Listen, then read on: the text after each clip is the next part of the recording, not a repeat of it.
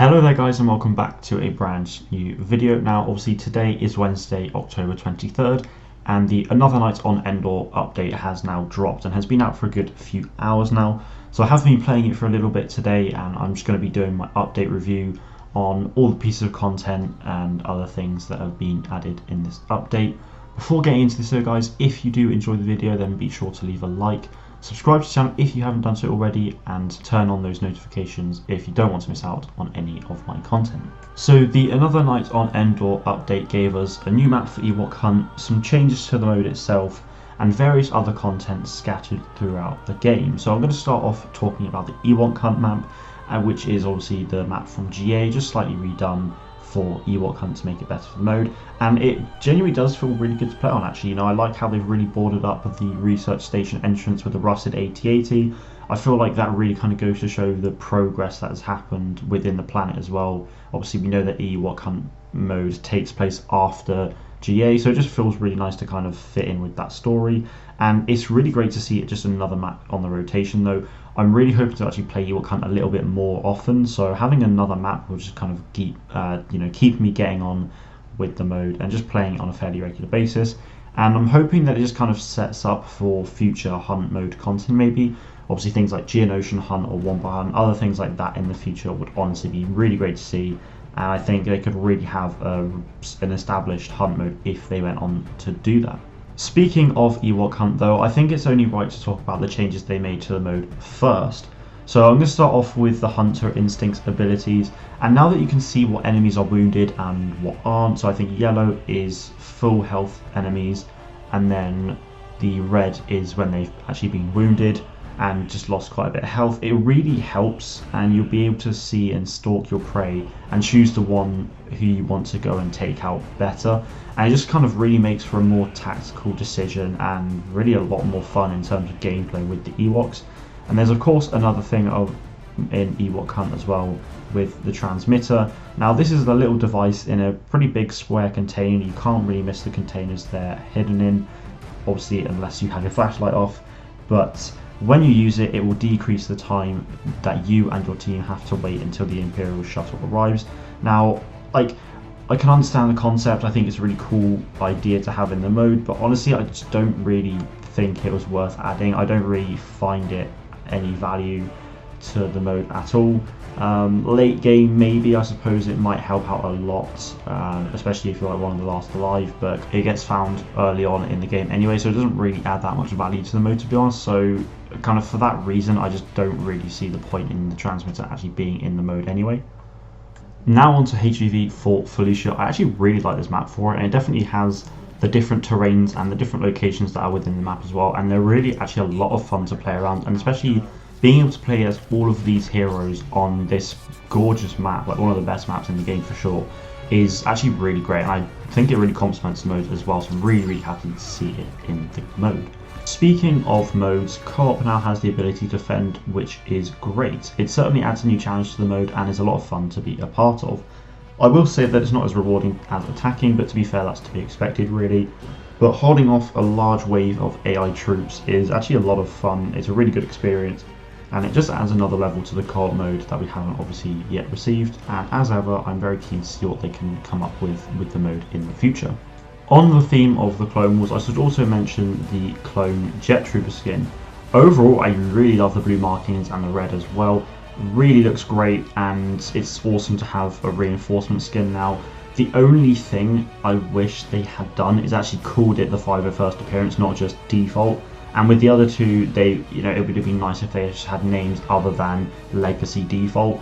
And I know that's extremely picky, but it's sometimes the smaller details that matter the most to me, and it's like, it doesn't really feel kind of special. They're just, I don't know, it's hard to explain, but I just don't like the name Legacy Default and Default when we know it's the 501st clone, so it would be nice if they actually had that instead.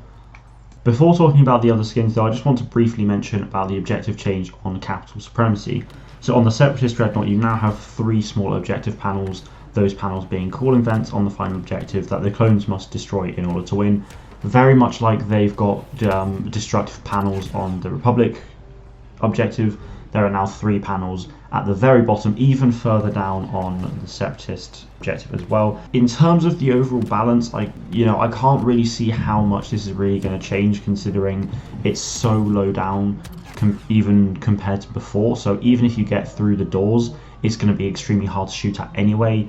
Yeah, okay, you're going to be able to destroy each objective sooner, but in terms of the overall objective, I don't really see how much difference it's going to make. I haven't really played enough Capital Supremacy yet to really experience it, so I will be able to comment more better on it later on, but we'll just have to wait and see. Honestly, I don't see how it's meant to really change much, but again, haven't really played enough to really determine much at all.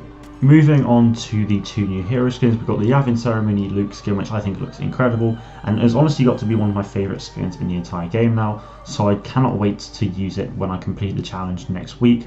Obviously, for those unaware, the challenges start this Friday and end on November 6th.